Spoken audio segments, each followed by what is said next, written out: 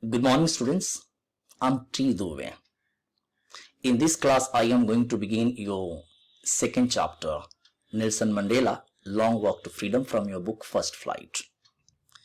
As I have promised you that I will be giving you the techniques and tips to write exam perfect answers. So in this class also, I am going to show you what are the possible questions that can be asked from this chapter and how you should write those answers. But before I begin showing you answers to the questions that I will be asking you, I would advise you a few things to keep in mind. This chapter, Nelson Mandela, is a little longer in comparison to the first one. That means in comparison to A Letter to God. Secondly, the language used in this chapter by Nelson Mandela is also a little more advanced in comparison to the first one. So what I would expect from you is to maintain a little greater attention that you will do, I think. Lastly, whatever questions I am going to give you are sure to be asked in your examinations, because I will leave no question that can be asked in any exam. No question. Now, without spending a lot of time, let's come to the this part, your text part. I will be showing you PDF. I will ask you to underline the important points, what questions can come from those important points, how you should write, how you should edit. And finally, if you want to join me, join it for scoring higher marks.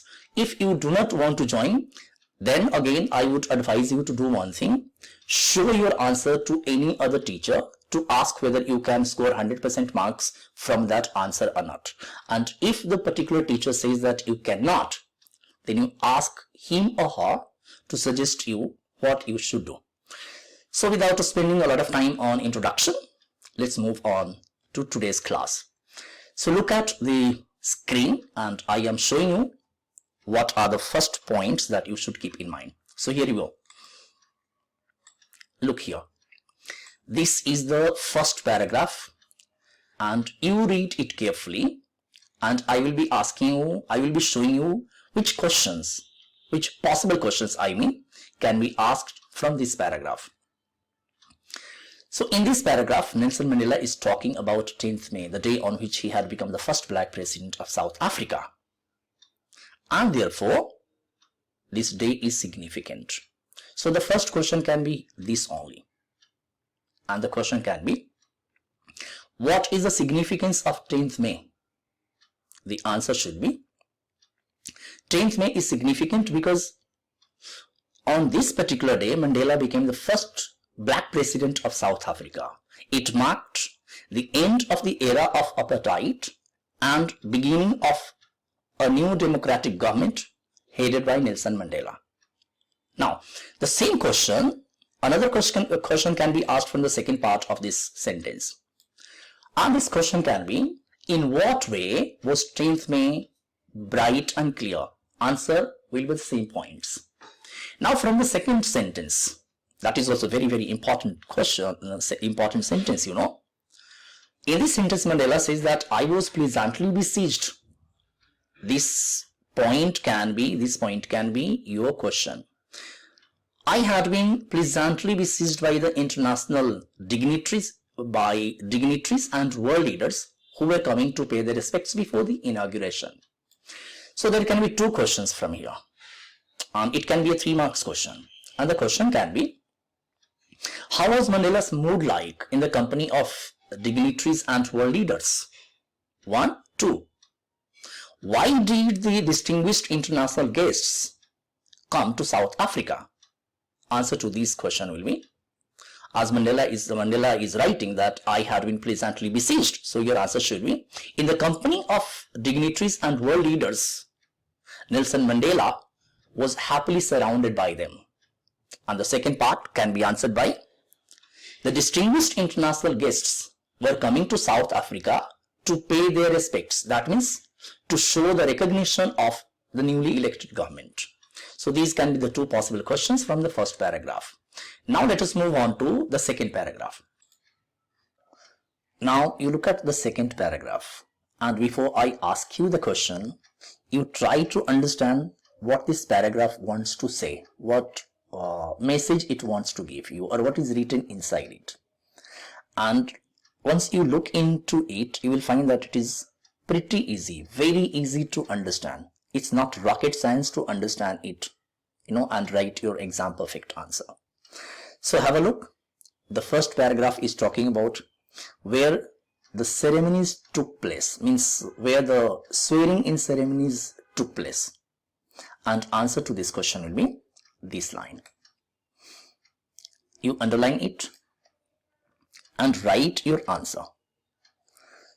The ceremonies took place in the lovely sandstone amphitheater formed by the Union buildings in Pretoria.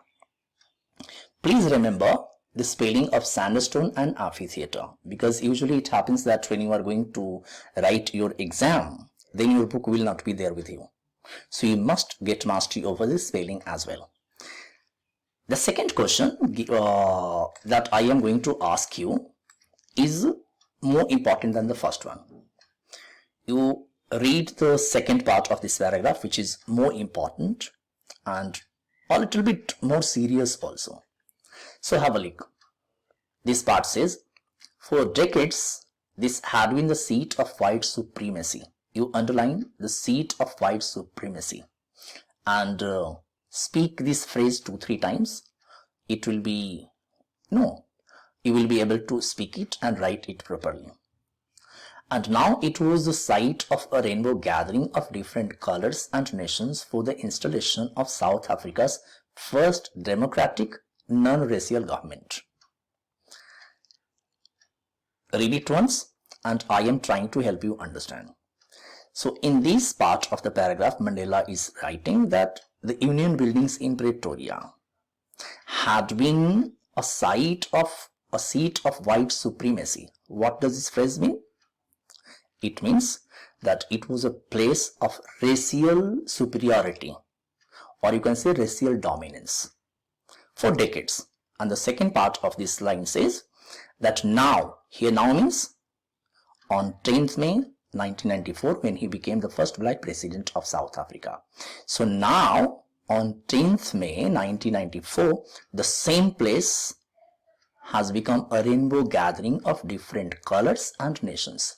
That means the same place which used to be a place of racial superiority, or you can say white supremacy, the same buildings, the Union buildings in Pretoria, has become a rainbow gathering. It has become a place, it has become a site like a rainbow, where people are coming together who are of different castes, who are of different races, who are of different nationalities. So they are coming together like different colors in rainbow. So this is the meaning of this paragraph. Now, one very important question can come from this point, and it will be, what was the Union buildings in Pretoria symbolic of? This question can come in your final. And how did it undergo change? So you write down and write the answer using the points that I have suggested you. The next 2-3 paragraphs are not very easy, but still I am showing you how to understand. In this paragraph that is coming in front of you, this is a scene of the podium, the day on which Mandela was taking oath of office. So who were along with him? His daughter was there. This video is available on YouTube. If you watch that video, it will be easy for you to understand the entire story. Even his speech is also given. So if you want to see that video, you go to YouTube and just search for inauguration of Nelson Mandela. This scene is given. His daughter was there, whose name was Zinani. And then 2 important persons whose name he has mentioned, De Klerk and Thabo Mbeki. De Klerk was made the second deputy president and Thabo Mbeki was made the first deputy president. This paragraph is talking about these 2 people. But I am taking you to this part, the speech part. Speech part is very, very important. This speech part is really very important. and therefore I will be spending more time on this speech part. Look at the first paragraph of this speech, and please watch the video that is available on YouTube. You will understand it a lot. If you want to score 100% marks, then some research is required. And now look at the first paragraph of his speech. Read it, try to understand what he wants to say. The first paragraph of this speech tells us, today all of us by our presence here confer glory and hope to newborn liberty. Out of the experience of an extraordinary human disaster that lasted too long, must be born a society of which all humanity will be proud. So this question has been asked several times in previous year, this particular one that I am underlining, this part. And the question is, you can check previous year question, you can go through and see at least 3-4 times this question has been asked. So this question is, what does the phrase an extraordinary human disaster refer to? What does the phrase an extraordinary human disaster refer to? This part, the part that I have underlined. The simple answer to this question will be, the phrase an extraordinary human disaster refers to the policy of apartheid, which practiced racial segregation. So this will be the right answer to this question. Now the second part of this question can be, it can be a 3 marks question. So the second part of this question can be, what kind of society did Nelson Mandela want to establish after the abolition of the policy of apartheid? Answer to this question can be given by using this part, this one. And you should write that at the end of or after abolition of the policy of apartheid, Nelson Mandela wanted to establish such a society of which all humanity would be proud of. So this should be your right answer. Now the second paragraph is also very important and a 3 marks question, or you can say a reference to context question. Sure to come, sure to come, sure to come, mark my word. Sure to come. Even if you are going to take terminal examination, you check whether these questions are coming or not. Because ultimately the question has to come from the chapter only. And if you have collected all the keywords, then where will the question come? Where will the question come, right? So look at this. So it says, we who were outlaws not so long ago have today been given the rare privilege to be host to the nations of the world on our own soil. We thank all of our distinguished international guests for having come to take possession with the people of our country of what is, after all, a common victory of justice, for peace, for human dignity. This question is coming, my dear. Keep it in mind. What question can come? This question will be, I am showing you this point given in the margin. This word outlaws. Please underline this word and try to understand the meaning of this word. Outlaw means lawbreaker, or if we use another word, it can be called criminal. If you are breaking a law, you are out of law, you are a criminal. So the question is, how were the people of South Africa outlaws or lawbreaker before 10th May 1994? Answer to this question is given in this margin. You can see this answer. Understand this point. What is this point saying? We who were outlaws means because of its policy of apartheid, many countries had earlier broken off diplomatic relations with South Africa. This point must be included in your answer. Second question that can come from this paragraph is, why did Nelson Mandela thank the international distinguished guests? An answer to this question will be Nelson Mandela thanked the distinguished international guests for this part. You underline this part until here. Write down in your notebook. Now, the other paragraph of this speech is also very important. And what is it saying? In this paragraph, Mandela writes, we have at last achieved our political emancipation. Emancipation means independence or freedom. Like India got its freedom in 1947, likewise, South Africa got its emancipation or political emancipation in the year 1994 after Mandela's victory in general elections. So he says that we have achieved our political emancipation, our political freedom. Now we pledge means take oath. So now we are taking oath to liberate our people from the continuing bondage of poverty, deprivation, suffering, gender and other discrimination. The question can come from here. What pledge did Mr. Mandela take, or what pledge Nelson Mandela took on the day of his swearing in ceremony? And answer will be beginning from this part. This part. Now, possibly no more questions should come from here. I think if it comes, then you read this next part also.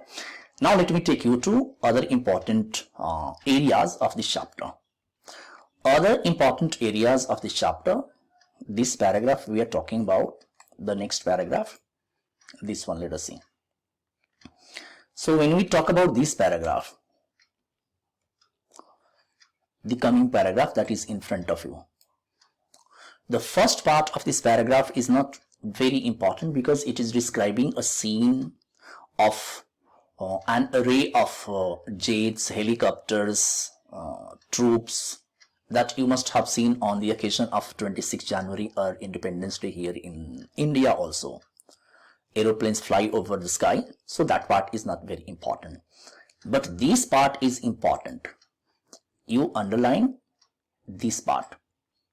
Beginning from here up to here. This part. This part is important. And what can be the question from this part? The question, you read the part. The question from this part will be, and again I would advise you to do one thing. If you can write the answer, well and good. But you must show your answer to some teacher. Or if you join me, I will see whether you are writing your answer to the point or not. That is very, very important, especially when you are going to sit for the final examination after a few months. So this question, from this part, the question can be, what was the fact that Mandela was aware of? Actually, if you read the part, let us read the part and understand. Now, look at the next paragraph, which is talking about the playing of the two national anthems. And it was also symbolic for Nelson Mandela. In what way was it symbolic? Let me explain and you can understand it. Read this paragraph. This paragraph says, the day was symbolized for me by the playing of our two national anthems. I would advise you to keep the spelling in your mind. And the vision of whites singing Nkosi Sikelel' Afrika. So what will happen here, though it is in front of you, but when you will be writing your answer, the spelling of this word may skip your mind, may not remain in your mind. So I would advise you to write the spelling 2-3 times so that it can fixed in your mind, And black singing die stem. So the white had a different national anthem, that was Nkosi Sikelel' Afrika, and the black used to sing die stem. On that particular day, he writes that both the group used to despise each other, but on that particular day, they were together. So it symbolizes unity coming together of the two groups. Now let us move on to the next paragraph. From here, the chapter becomes really serious. And one question, I think, is sure to come from this paragraph, this history part. If you see the previous year questions, you will find that question from this paragraph has been asked a number of times. What change was there in the first decade of the 20th century and how it got changed in the last decade of the 20th century? So this paragraph is very important. Let me show you how. Underline this part. In the first decade of the 20th century, a few years after the Anglo-Boer War, this point has to be kept in mind. Not before my own birth, that part is not required. Then the next part that you need to underline is this one. The white-skinned peoples of South Africa patched up their differences and erected a system of racial domination against the dark-skinned peoples of their own land. This highlighted part needs to be underlined. Let me briefly tell you what Anglo-Boer War was. Anglo-Boer War actually broke out in the year 1899 and continued till 1901. As the paragraph is saying that after this Anglo-Boer War, the white-skinned peoples of South Africa ended their differences. Patched up means ended their differences. And after ending their differences, they erected a system of racial domination, that the white would be different and the black would be different. And this is what Mandela says. You check what adjectives he has used. The structure they created formed the basis of one of the harshest, most inhuman societies the world has ever known. So these 2 points must be memorized. Now what change is coming in this system? What change is coming in this system on 10th May 1994? Now again you see this adverb now. This now refers to 10th May 1994, the day when Mandela became the first black president of South Africa. So Mandela says that in the last decade of the 20th century, you underline this part, what change is coming, and do not underline the next sentence, not needed.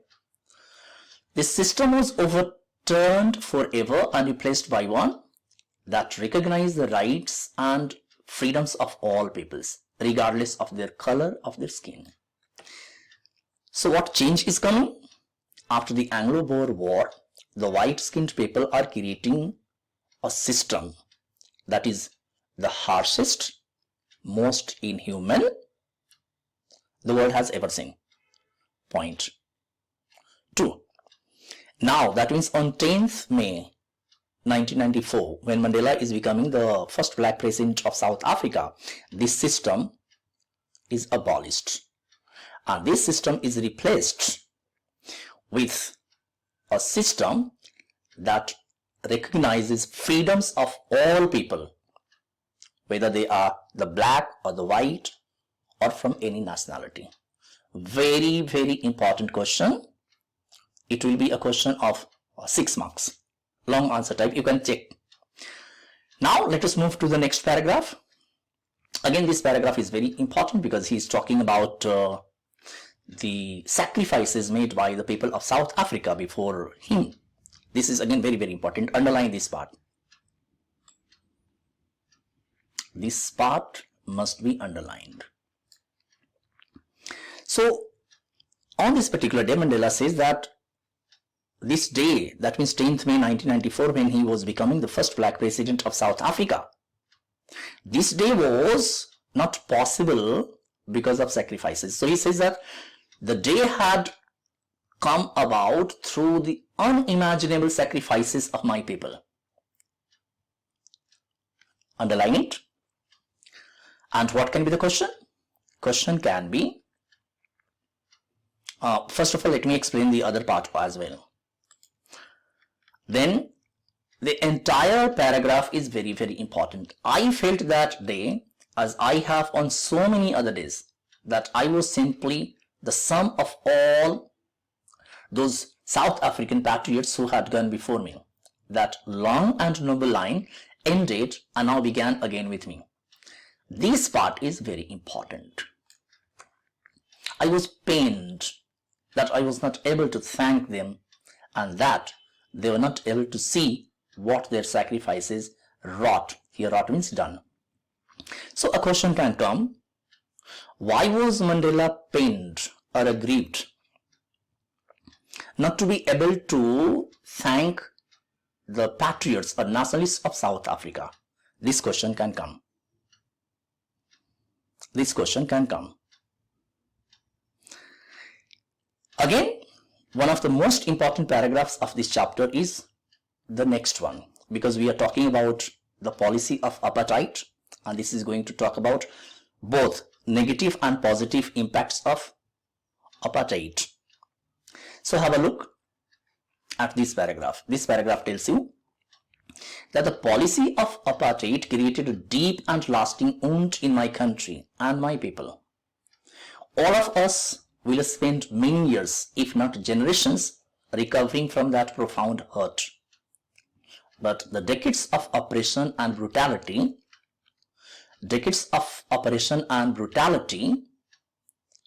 had another unintended effect, and that was it produced the Oliver Tambos, the Walter Sissolas, the Chief Luthlis, the Yusuf Dadus, the Bram Fischers, the Robert Sobukwe's of our time.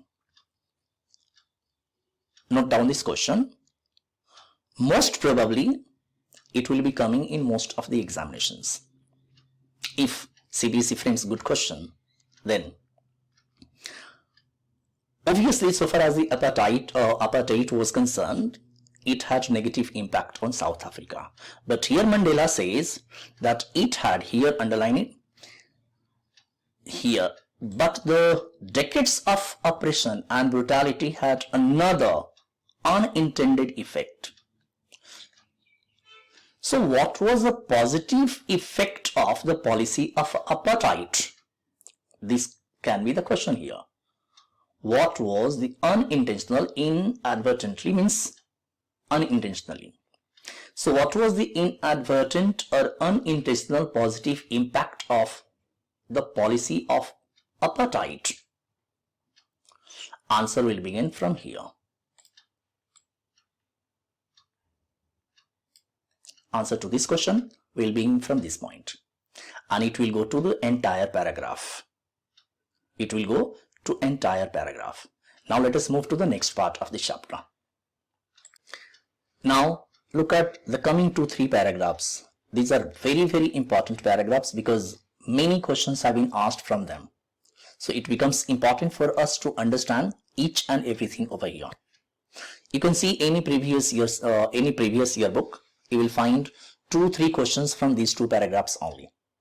Therefore, it becomes important for us to know each and every line. And one thing more, students, I would advise you to write your answer as I have mentioned at the beginning of the chapter, that using keywords. Still you have 4-5 months left, and if you begin your practice from here onward, I assure you only 2 months practice for half an hour a day can yield fantastic result. You do not know what quality is hidden in you. First of all, change your attitude that I can do, I can top, only then you can top. Anyway, let's come back to the chapter, because if I go into that part, it will be a long story and I cannot stop myself, So better to stick to the chapter at present. Have a look. Read it very carefully because I am going to ask you some oral questions and I hope you can answer those questions very easily. So in this paragraph he says that it is from these comrades. So who do these comrades refer to? These comrades refer to the people whom he mentioned in the previous paragraph, like Oliver Tambo, or say Walter Sisulu, or say Chief Lutley, Bram Fishers, Robert Sobukwe. So he is talking about those national patriots. So he is saying that it is from these comrades in the struggle that I learned the meaning of courage. So what is the meaning of courage here? Have a look. So he says that time and again I have seen men and women risk and give their lives for an idea. Next part, underline. This part is very, very important from here. From I have learned part. Let me show you from here. You get this line by heart. This question is going to be asked in some of the exams, maybe your terminal examination, or you can say mock test, or you can say final, because this is Mandela's perspective. I am using a very standard word. Perspective means opinion of courage. So what is he saying? I learned that courage was not the absence of fear, but the triumph over it. The brave is not he who does not feel afraid, but he who conquers that fear.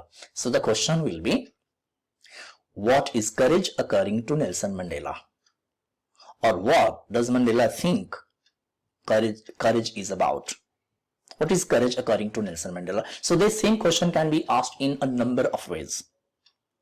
So according to Nelson Mandela, courage is not absence of fear, but triumph over it. Triumph means victory, win over it.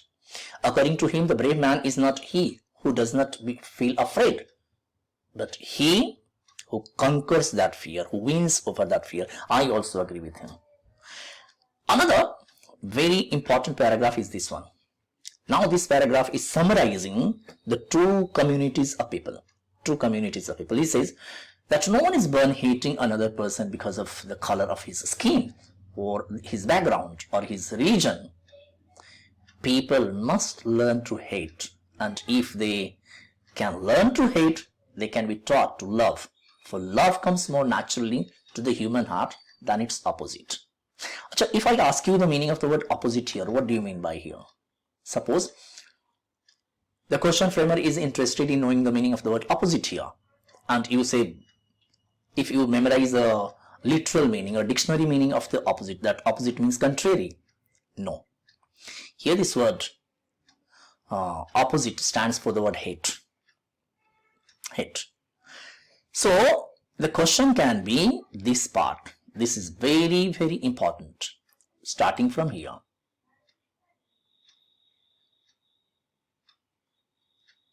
Last goodness part. Man's goodness is a flame that can be hidden but not extinguished. It can come as a reference to text question also. Right. So the question can be formed here is, what does Mandela talk about man's goodness? What does Mandela talk about man's goodness? So he says that man's goodness is a flame that can be hidden but not extinguished. And it's true. If you are good, your goodness cannot be ended. Your goodness cannot be finished under pressure. This is what he is talking about. Now this is one section of the story. In the next section of the story, he is talking about twin obligations, freedom, and why he joined the African National Congress. Let us see that part, and it will help you a lot, I think. Now, let us talk about twin obligations of Mandela. This question again has been asked a number of times in previous year exams. So I would advise you to keep the keywords in mind. Number one. So first of all, what are the twin obligations? The word obligations means responsibilities, duties, onuses, right? Answerabilities, accountabilities. So Mandela is talking about twin obligations. Twin means two and obligations means responsibilities. So what two responsibilities or what two duties is he talking about?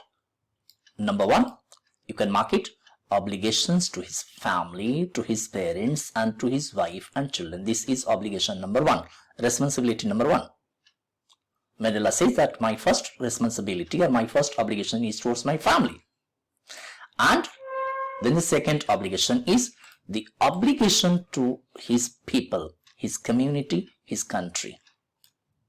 So this can be a 3 marks question. Sure. Memorize it. Obligation towards his family and obligation towards his people and country.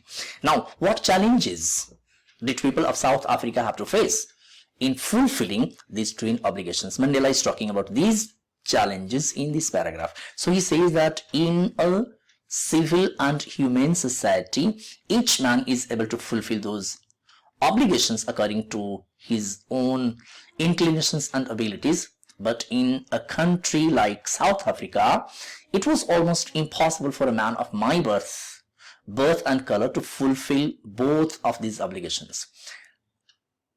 This is important. This is challenge number 1. A man of color who attempted to live as a human being was punished and isolated. Challenge number 1. Challenge number 2 is the next part. This one. This will be challenge number 2. You mark 1, 2. A man who tried to fulfill his duty to his people was inevitably ripped from his family and his home and was forced to live a life apart, a twilight existence of secrecy and rebellion. Underline. If it has to come as a long answer type question, then this question can be formed. What are the twin obligations according to Nelson Mandela? And second part of this question can be, what challenges or hurdles did people of South Africa have to face in fulfilling those obligations, in fulfilling those twin obligations? These 2 points must be mentioned. I don't want to go discuss each and every sentence, which is not important. Now coming to next part, freedom part. See, this is very, very important. From this paragraph up to the last paragraph, Mandela is talking about freedom only. So you can easily understand that freedom part of the chapter is the most important part. The most important part. Meaning of freedom when he was a child was different. When he became adult, then the meaning of freedom changed according to him. Then he became more and more mature. Then the meaning of freedom, underwent change. So, starting from this paragraph up to the last paragraph, he is talking about freedom only. So, this question can be a long answer type question. How to answer? I show you. This paragraph is talking about his childhood freedom. He says, look at the first sentence first. I was not born with a hunger to be free. I was born free. Free in every way that I could know. Free to run in fields near my mother's hut. 1. Freedom number 1. This is childhood freedom. 2. Free to swim in clear stream that ran through my village. Freedom number 2. Free to roast mealies under the stars and ride the broad backs of slow-moving bulls. Fine. 4 different types of freedom he is talking about. Free to run in the fields near his mother's hut, free to swim in the clear stream that ran through his village, free to roast mealies under the stars, and free to ride the broad backs of slow-moving bullocks. So these are little freedoms. As a child, you can expect that if you are going to shop, then you are not prevented. You are playing outside in the street, then you are not being disturbed. So these are childhood freedoms. Fine. But the next paragraph is showing the change. Is showing change in the meaning of freedom for Mandela. Look at this. But it was only when I began to learn that my boyhood freedom was an illusion. Illusion means false notion, false belief. As a child, he was thinking that he was free when he was running in the field, when he was taking bath in clear stream, when he was roasting meals under the open sky. So he thought that those were the actual freedom. But as he grew up, he started realizing that those childhood freedoms were false belief about freedom. Underline this part. It was only when I began to learn that my boyhood freedom was an illusion, when I discovered as a young man that my freedom had already been taken from me. So as a young man, he realizes that his freedom has already been taken away. That I began to hunger for it. At first, as a student, remember childhood freedom and second type of freedom, freedom for a student. So what kinds of freedom did he expect or want as a student? Number one, he wanted freedom only for himself, personal freedom. The earlier paragraph is talking about childhood freedom and this is talking about freedom, personal freedom as a student. So freedom number one, freedom for myself. Transitory freedom of being, transitory means short-lived. So short-lived freedoms of being able to stay out at night. 2. Freedom to read and do whatever I pleased and go wherever I chose. 3. And later as a Johannesburg, I yearned for means wished for, desired for the basic and honorable freedoms. Then underline this. What are the basic and honorable freedom? These are freedoms of achieving my potential, of earning my keep, of marrying and having a family, the freedom not to be obstructed in a lawful way. So here 3 different types of freedom are coming. Number 1, childhood freedom, that he calls illusion. 2, freedoms as a student, transitory freedom, short-lived freedom. Number 3, fundamental means basic and honorable freedom. What are the basic and honorable freedom? Freedom of achieving potential, of earning his keep, of marrying the women he wants, of having children, freedom to not to be obstructed in any lawful way. So these are the changing meanings of freedom according to Mandela. As a student, he wanted freedom for something else. As a child, his meaning of freedom was something else. And then basic and honorable freedom. Then moving on to that. But as he grew in age and experience, then again the meaning of the freedom changed. This entire paragraph I am not going to explain line by line. I am explaining the gist of the paragraph, and then I'll take you to the last paragraph.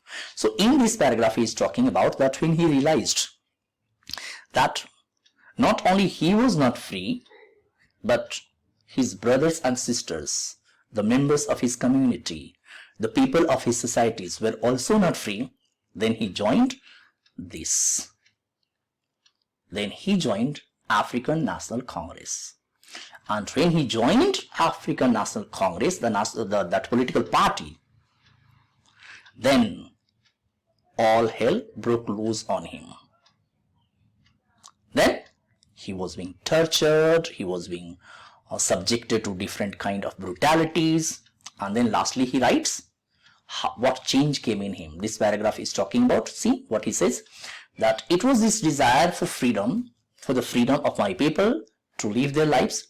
So these you can underline, this change came. He says that it animated my life, that transformed a frightened young man into a bold one, that drove a law-abiding attorney. Here law-abiding attorney means a law-following advocate, a lawyer. Actually Mandela was a lawyer also. So these are the changes that came. Right. The last part of this is to be underlined. The last part of this paragraph. Freedom is indivisible. He says freedom is indivisible. The chains on any one of my people were the chains on all of them, and chains on all of my people were the chains on me. And in this way, freedom is indivisible. So if a question comes, how is freedom indivisible according to Nelson Mandela? So your answer should be freedom is indivisible according to Nelson Mandela because the chains on any one of his people, means people of South Africa, were the chains on all of them. and the chains on all of his people, means people of South Africa, were chains on him, and in this way freedom was indivisible. The last paragraph of the chapter, very, very important. Fantastic paragraph. This fantastic paragraph. He says that the white people who used to rule South Africa thought that they were, putting people behind bars, and those who were put behind bars or those who were arrested need to be liberated. But Mandela says that no. The oppressor, that means the people who oppress, people who rule, people who torture, and the people who are oppressed, both need to be set free, both need to be liberated. How is an oppressor a prisoner? Underline this part, because this, you underline this part starting from a to last part. So in his eyes, a man who takes another man's freedom is a prisoner of hatred. He is locked behind the bars of prejudice and narrow-mindedness. If when he is not truly free, if he is taking away someone else's freedom, just as surely as he is not free, that means the oppressed is not free when his freedom is being taken away, and therefore the oppressed and the oppressor alike are robbed of their humanity. So this question again has been asked many times. You can check in any sample paper that covers previous year questions. Talking about sample papers, I am preparing 20 practice sets which will be ready by the end of this month. So I would advise you to read my book, and I will be including very good questions, means guess questions. I hope that you understand how I am explaining, and you are getting how you should write your answers in a perfect manner. See students, let me expand this video. Okay, so here we go for 1-2 minutes. Writing is not an easy task. It needs a lot of practice. So even if I give you lecture after lecture and you do not practice under a teacher, you cannot get mastery of writing. So I would strongly suggest you to work under any teacher who can see your problems, who can suggest you how to write best of the best answers. And if you are joining me, I assure 15 days will be enough to bring change in you. So join me to learn how to write exam perfect answers, and the video that I am presenting is proof of what we can do in 15 days, what we can do in 15 to 20 days. So do not waste your time. If you are really interested in scoring high marks, and once your English is good, then you can score good marks in any other subject as well. I assure you of that also. Hope, and please share this video to all your friends if you find that it is worth sharing. If you feel that this and it is taking a lot of time, you can feel here I am sweating, but making video for you. So do not pass negative comments, derogatory remarks, because this much work is taking a lot of pens. It's all for you, and I am creating this video to show what I am. Hope you like it. Please share this to your friends, and let us meet in the next chapter. Within 10 to 15 days, all your chapters will be posted on YouTube, so subscribe it. Within 10 to 15 days, all your chapters of Standard 10 will be to you. It's my promise. See you then.